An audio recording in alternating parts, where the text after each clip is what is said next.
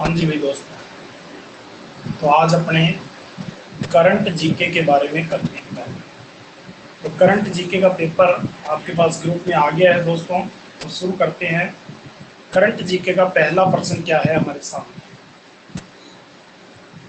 तो देखो ये पूरा करंट का पेपर है आपके सामने दोस्तों, देख सकते हैं। तो इसमें पहला प्रश्न दिया गया है, 2021-22 के लिए गठित की गई समितियों में जन लेखा समिति का अध्यक्ष नियुक्त किया है। ये अपना पहला क्वेश्चन है। तो देखो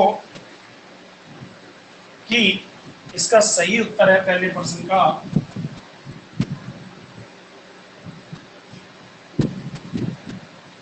गुलाब चंद कटारिया।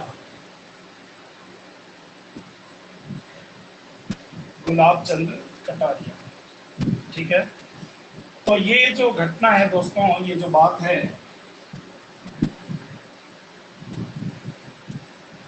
2 जुलाई 2021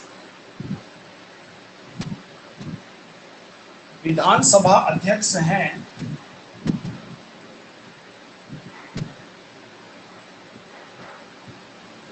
सीपी जोशी।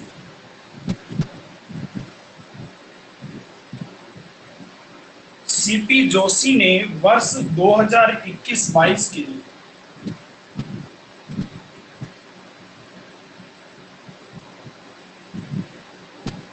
के लिए गुलाब चंद कटारिया को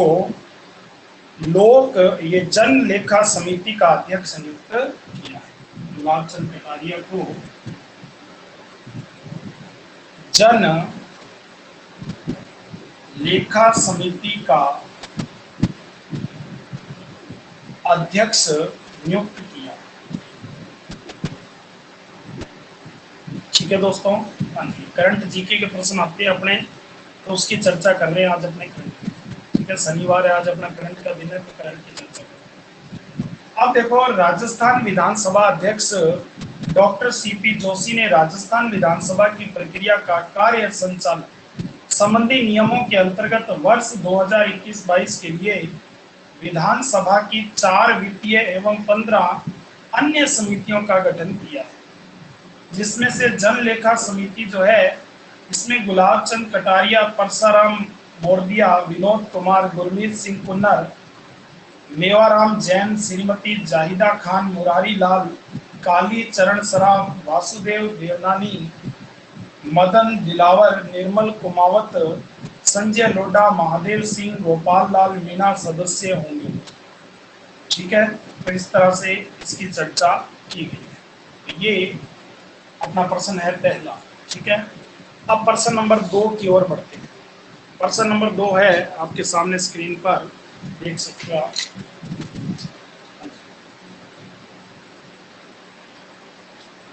प्रश्न नंबर 2 है, 26 जून 2021 को world education leader of the year award किसे प्रदान किया गया है। ये प्रश्न नंबर 2 है। ठीक है, तो इसका सही उत्तर है सही आंसर है गोविंद सिंह डोटासरा। गोविंद सिंह डोटासरा।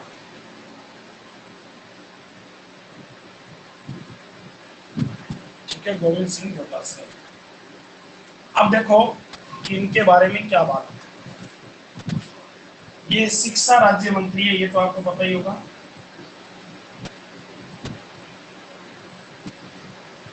शिक्षा राज्य मंत्री,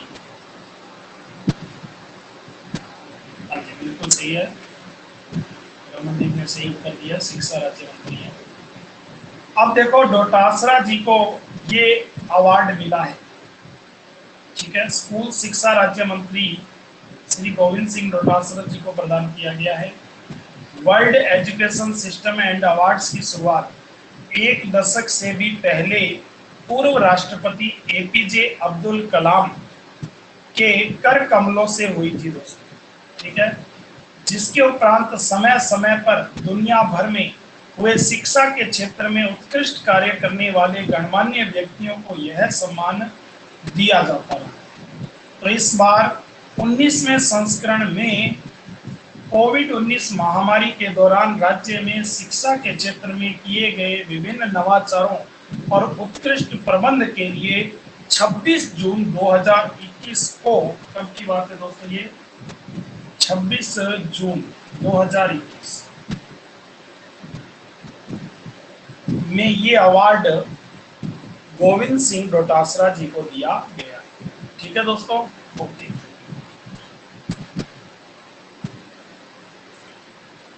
अब देखो प्रश्न नंबर 3।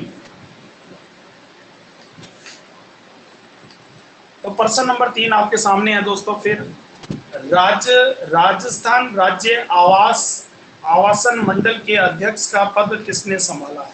प्रश्न नंबर 3 ये है। तो सही उत्तर है, लिखो, शांति धारीवाल।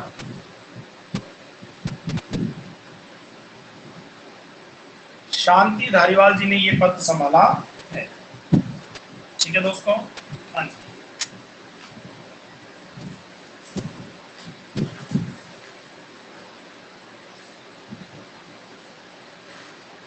ओके, ये नगरीय विकास मंत्री है दोस्तों।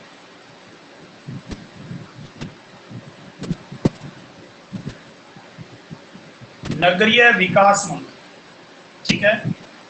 7 मई 2021 को राजस्थान राज्य आवासन मंडल के अध्यक्ष का पद इन्होंने संभाला है। ठीक है, 7 मई 2021 राजस्थान राज्य आवासन मंडल के अध्यक्ष का पद संभाला है। ओके दोस्तों,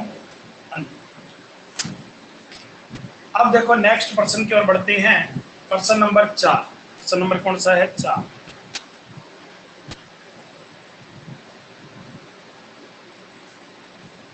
क्वेश्चन नंबर 4 है, जगन्नाथ पहाड़िया का निधन कब हुआ?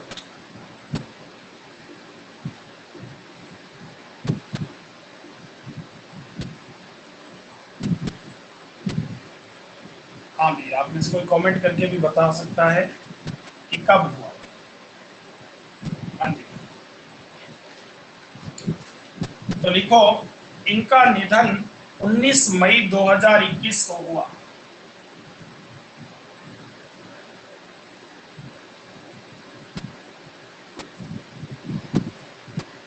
19 मई 2021 प्रदेश के पूर्व मुख्यमंत्री थे दोस्तों। राजस्थान प्रदेश के पूर्व मुख्यमंत्री।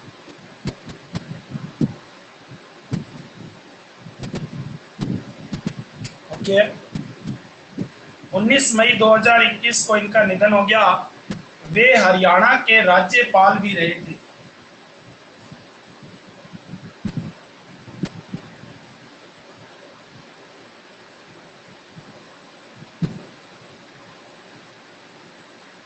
ठीक है, इनके निधन के कुछ दिनों बाद 23 मई 2021 को इनकी पत्नी शांति पहाड़िया का भी निधन हो गया।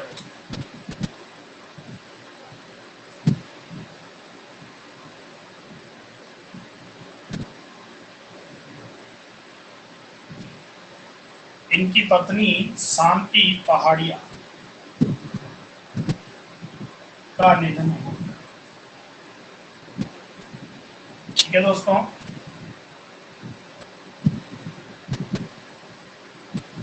वे भी विधानसभा क्षेत्र से विधायक रह चुकी थी दोस्तों, सांसद भी रह चुकी। ठीक है, बस इतनी बात लिखनी है और कुछ नहीं। अब देखो, इसके बाद दोस्तों नेक्स्ट प्रश्न है। अगला प्रश्न है प्रश्न नंबर 5। प्रदेश के नए लोकायुक्त के रूप में शपथ ग्रहण किसने की? प्रश्न नंबर 5 है दोस्तों, प्रदेश के नए लोकायुक्त के रूप में शपथ ग्रहण किसने की? तो नए लोकायुक्त जो है दोस्तों, उनका नाम है पूर्व न्यायाधीश प्रताप कृष्ण लोहरा। हाँ जी, तो लिखो, नए लोकायुक्त।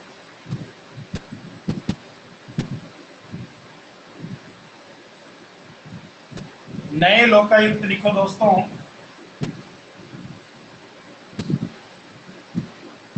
पूर्व न्यायाधीश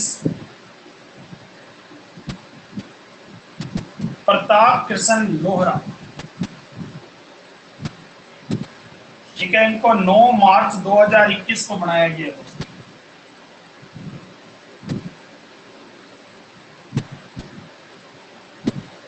ठीक है, 2 वर्ष से, हाँ जी विनोद कुमार बिल्कुल सही है आपका उत्तर, 2 वर्ष से रिक्त चल रहे लोकायुक्त के पद पर पूर्व न्यायाधीश प्रताप कृष्ण लोहरा ने शपथ ग्रहण की।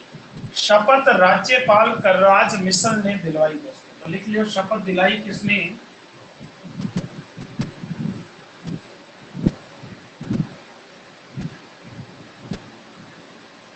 राज्यपाल कलराज मिश्र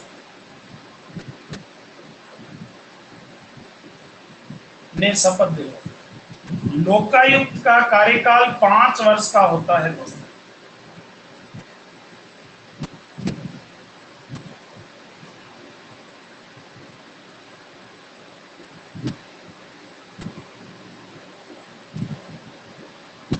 लोकायुक्त का कार्यकाल कितना होता है? 5 वर्ष का। ठीक है दोस्तों, राजस्थान लोकायुक्त अधिनियम 1973 द्वारा राजस्थान के मंत्रियों, सचिवों, राजकीय संस्थाओं, अध्यक्ष, अधिकारियों व कर्मचारियों के विरुद्ध पद का दुरुपयोग की जांच वैधानिक संस्था है दोस्तों। यानी कि कोई पद का दुरुपयोग करता है तो उसकी वैधानिक संस्था है। ओके दोस्तों, चलो अब देखो इसके बाद प्रश्न नंबर अगला है 6। प्रश्न नंबर 6 है, राज्य मानवाधिकार आयोग का अध्यक्ष नियुक्त किसे किया गया है? प्रश्न नंबर 6, तो लिखो राज्य मानवाधिकार आयोग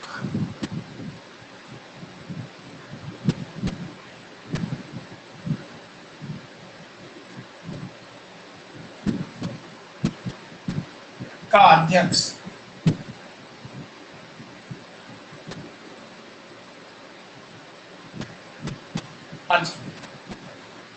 तो लिखो राज्य मानवाधिकार आयोग का अध्यक्ष जो है वो पूर्व न्यायाधीश जी के व्यास।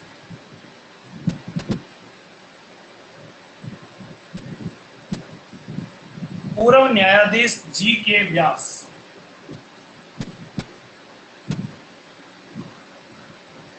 ठीक है दोस्तों, हाँ जी, 25 जनवरी 2021 को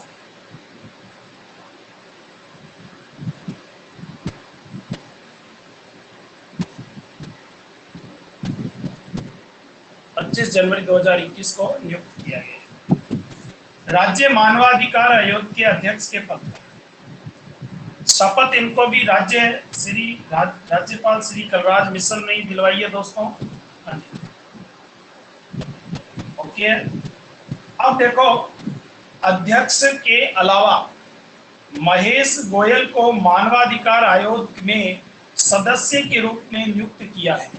ठीक है दोस्तों, केंद्र सरकार द्वारा आयोग अध्यक्ष व सदस्य का कार्यकाल 5 वर्ष से घटाकर 3 वर्ष करने के बाद आयोग में पहली बार नियुक्त किया है। ठीक है दोस्तों, तो इनके इस तरह से शॉर्ट नाम लिखे हुए मिलते हैं तो आप ये याद करना, बड़े नाम पर टेंशन मत लेना, पूरे नाम पर टेंशन मत लेना। ठीक है दोस्तों, ओके। चलो अब देखो, राज्य मानवाधिकार आयोग के गठन की अधिसूचना 18 जनवरी 1999 को जारी की गई और मार्च 2000 से यह आयोग क्रियाशील हो गया है। संशोधित अधिनियम जो है 2006 के अनुसार राज्य मानवाधिकार आयोग में 1 अध्यक्ष और 2 सदस्य का प्रावधान किया गया। तो आप ये लिख सकते हो कि 2006 से ये नियम किया गया है कि इसमें 1 अध्यक्ष प्लस 2 सदस्य, 1 अध्यक्ष प्लस 2 सदस्य का प्रावधान किया गया। ठीक है भी, ओके। चलो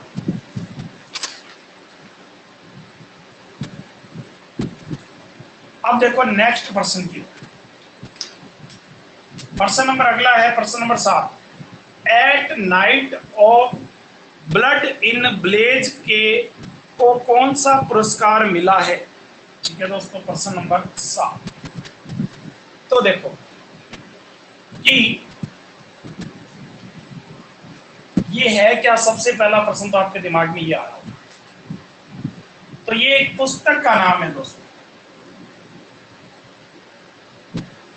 क्या नाम है पुस्तक का? देखो मैंने लिखा है 8 night of blood is back. Black रंग का, ब्लैक काला। ठीक है, अब देखो कि इन्हें इस पुस्तक के लिए, ये पुस्तक है किसकी? उपन्यासकार है डेविड डियोप। तो इसको international Booker prize, international Booker prize 2021, international Booker prize 2021 मिला है दोस्तों। फ्रांस के उपन्यासकार है ये, जिनका नाम है डेविड डियोप। डेविड डियोप है दोस्तों। ठीक है, और इनकी ये पुस्तक के लिए वर्ष 2021 का प्रतिष्ठित इंटरनेशनल बुकर प्राइज मिला है दोस्तों। 2 जून 2021 को सम्मानित किया गया। 2 जून 2021 को सम्मानित किया गया।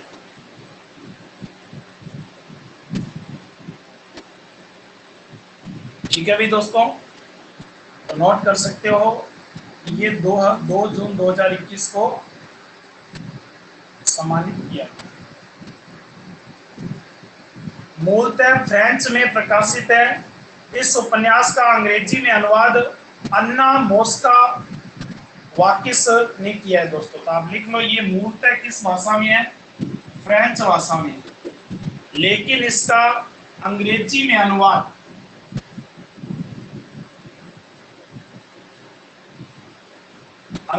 अनुवाद एक लेडीज है, अन्ना मोस्को वाकिस,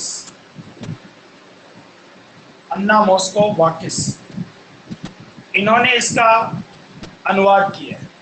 ठीक है दोस्तों, पुरस्कार के तहत देय जो राशि है वो 50,000 पाउंड की राशि है।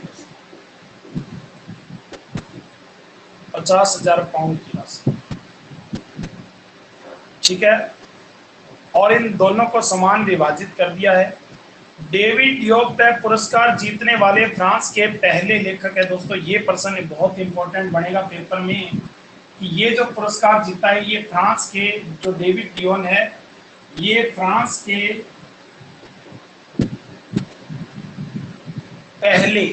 के पहले लेखक है दोस्तों।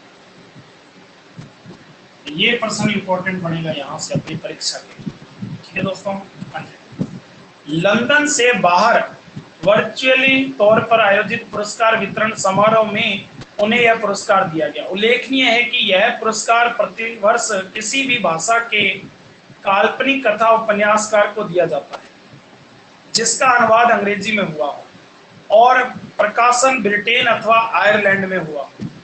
उल्लेखनीय है कि वर्ष 2020 का यह पुरस्कार नीदरलैंड की लेखिका मारिके लुकास रिजने वेल्ड को प्रदान किया गया था दोस्तों। वो 2020 का था और ये 2021 का है दोस्तों।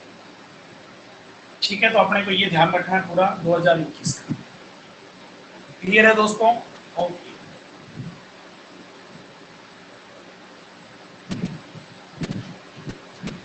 हाँ जी, चलो अब देखो अगले प्रश्न की ओर बढ़ते हैं। प्रश्न नंबर 7, भारत के 48वें मुख्य न्यायाधीश कौन है? हाँ जी दोस्तों, प्रश्न नंबर 7। तो प्रश्न नंबर 8 है,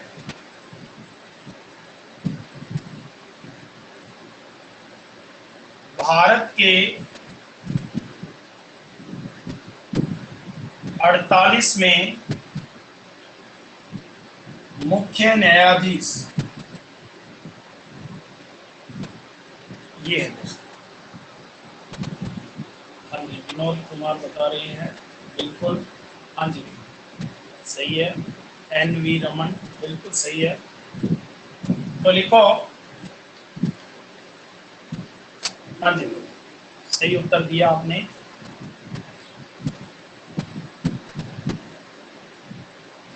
बिल्कुल सही उत्तर है अभी।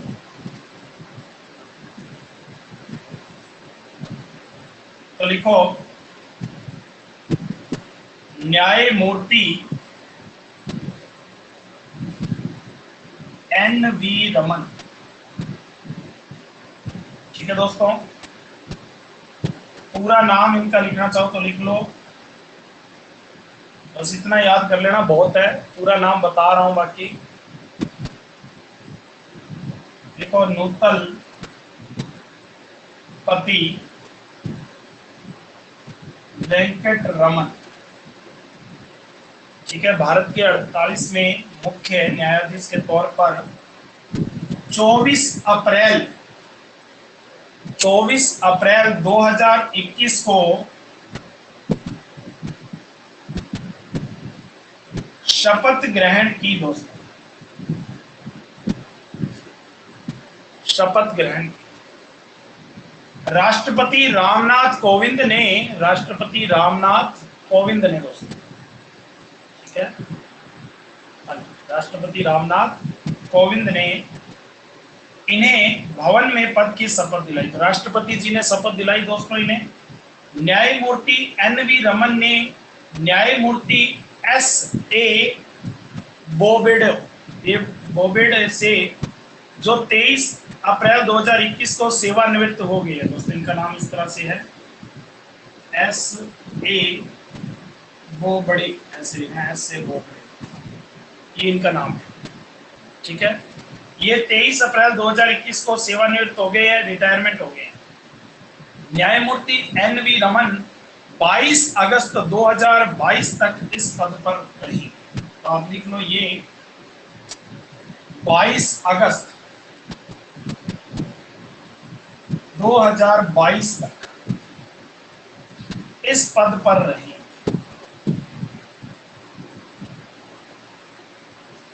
ठीक है दोस्तों, तो इस पद पर ये रही।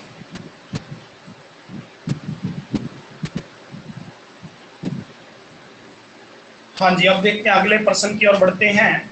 प्रश्न नंबर है अगला, प्रश्न नंबर 9। डॉक्टर नरेंद्र कोहली साहित्यकार का निधन कब हुआ? डॉक्टर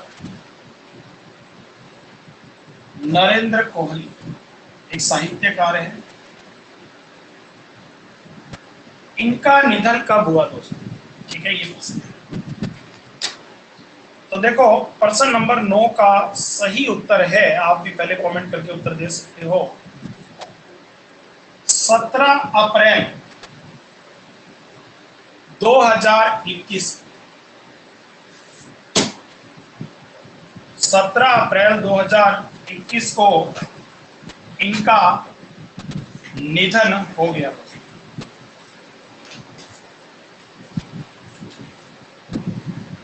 ठीक है, हाँ जी। अब देखो, हिंदी के प्रख्यात साहित्यकार डॉक्टर नरेंद्र कोहली का निधन हुआ। ये 81 वर्ष के थे। उन्हें हिंदी के प्रमुख उपन्यासकार, कहानीकार, नाटककार और व्यंग्यकार के रूप में जाना जाता था। प्रसिद्ध आलोचक डॉक्टर नगेंद्र के निर्देशन में हिंदी उपन्यास सृजन एवं सिद्धांत विषय पर उनका शोध हुआ था। ठीक है, हाँ जी। उन्हें रामायण और महाभारत के पात्रों के बारे में उनके लेखन के लिए जाना जाता है। हिंदी साहित्य में योगदान के लिए उन्हें वर्ष 2017 में पद्म पुरस्कार से भी सम्मानित किया गया था। इसके अलावा वह सलाका सम्मान, साहित्य भूषण और उत्तर प्रदेश हिंदी संस्थान पुरस्कार, साहित्य सम्मान सहित कई दर्जनों पुरस्कारों से सम्मानित थे। ठीक है, तो ये एक प्रसिद्ध साहित्यकार थे हिंदी के जो नहीं रहे दोस्तों। ओके, हमारी ओर से भी भावपूर्ण श्रद्धांजलि करो। अब देखो आगे अगले प्रश्न की ओर बढ़ते हैं। प्रश्न नंबर 10। प्रश्न नंबर 10, विश्व हास्य दिवस कब मनाया जाता है? तो प्रश्न नंबर 10 का सही उत्तर है, हाँ जी, कमेंट करके बता सकते हो दोस्तों। विश्व हास्य दिवस, देखिए किस किस को याद है।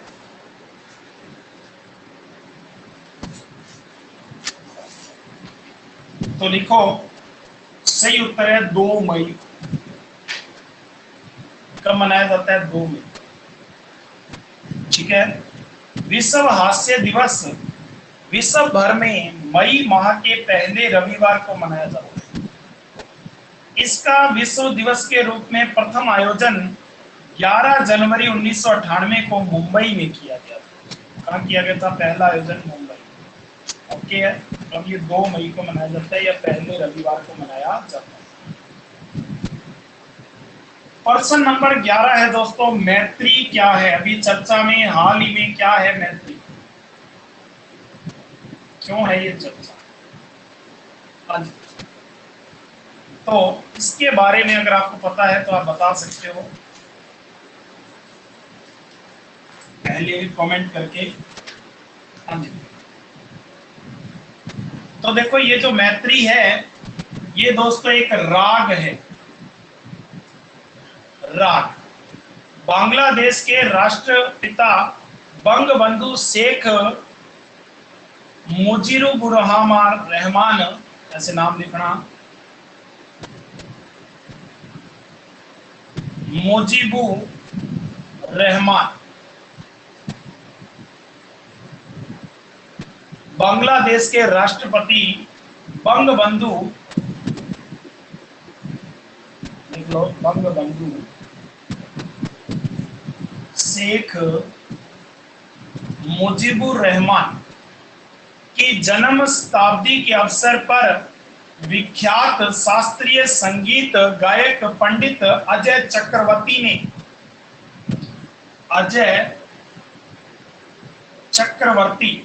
ने एक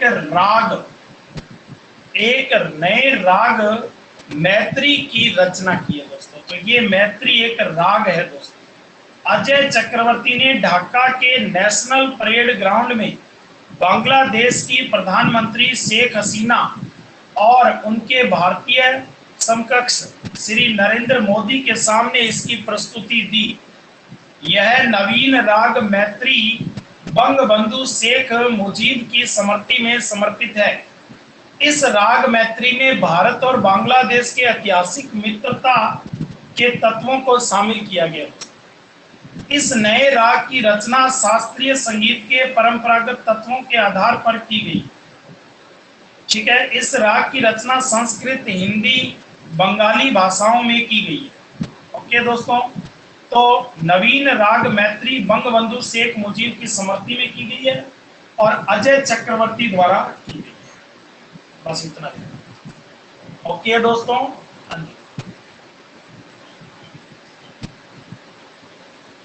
अब लिखो, अगले प्रश्न की ओर बढ़ते हैं। हाँ जी दोस्तों, प्रश्न नंबर 12, बीकानेर में स्थित प्रदेश के दूसरे तकनीकी विश्वविद्यालय का पहला कुलपति किसे नियुक्त किया गया है? प्रश्न नंबर 12। तो लिखो, डॉक्टर HD चारण। डॉक्टर HD चारण इनको किया गया है।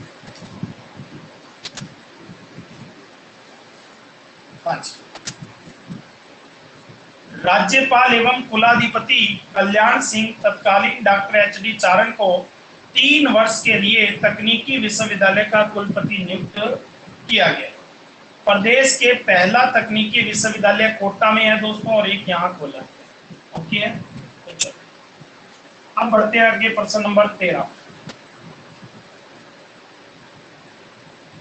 प्रश्न नंबर 13 है 24 अगस्त 2020 को पारित किए गए राजस्थान पुलिस संशोधन विधेयक 2020 के तहत पुलिस व आमजन के मध्य समन्वय हेतु नियुक्त किए जाएंगे।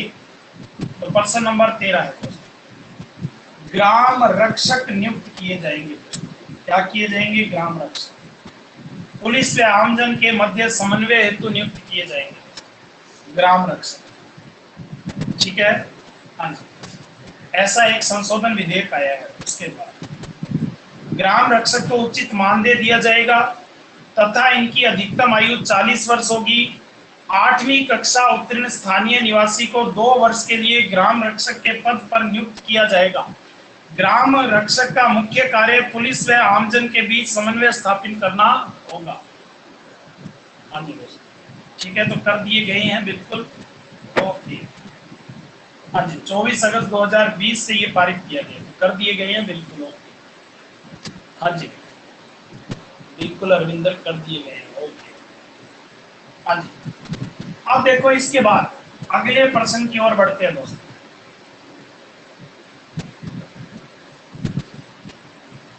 प्रश्न संख्या 13। अगला प्रश्न है दोस्तों, प्रश्न नंबर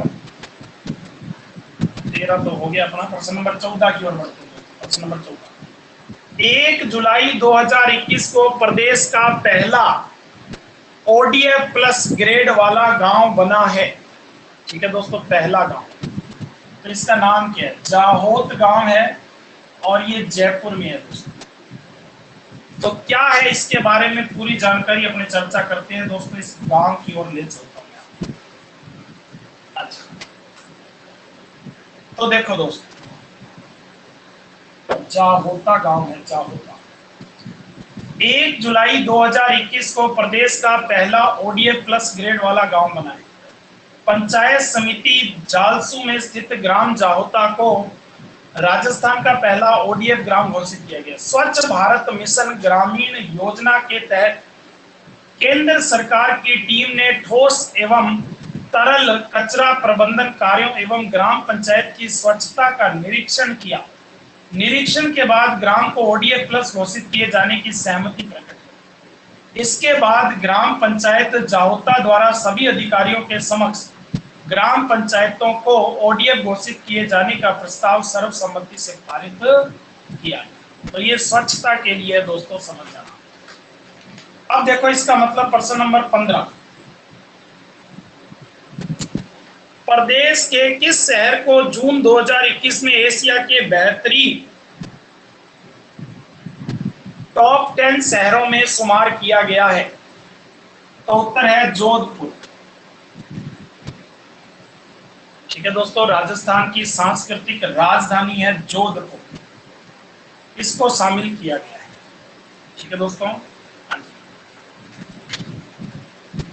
तो देखो जोधपुर यानी कि ब्लू सिटी के परंपरागत बाजारों का जादू पर्यटकों पर कुछ इस कदर चला है कि एशिया के 10 बेहतरीन शहरों की सूची में जगह बनाने में कामयाबी मिल गई। इसके अलावा देश की राजधानी दिल्ली को स्थान मिला है।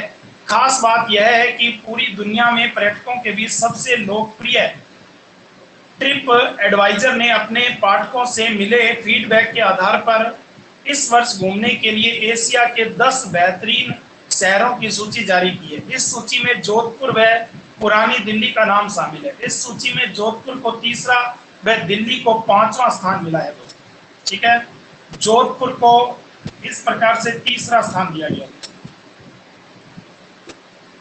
दिल्ली को 5वां।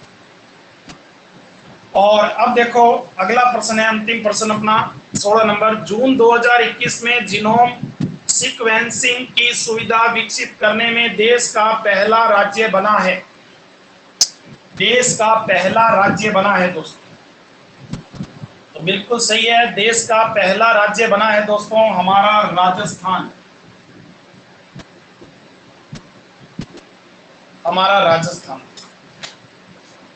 तो देखो, जून 2021 में मुख्यमंत्री श्री अशोक गहलोत के निर्देशन में एसएमएस मेडिकल कॉलेज में जीनोम C6 वैक्सीन की सुविधा प्रारंभ की गई है। राज्य सरकार स्तर पर टोटल सुविधा जो उपलब्ध की दृष्टि से राजस्थान देश का पहला राज्य बन गया है। चिकित्सा एवं स्वास्थ्य मंत्री डॉक्टर रघु शर्मा के अनुसार कोविड-19 की रोकथाम की दृष्टिगत रखते हुए प्रदेश में ये सुविधा कराई गई है।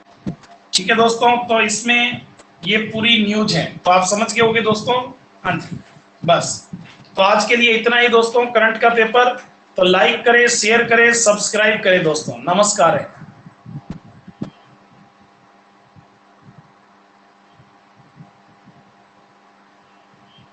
ओके दोस्तों, नमस्कार है।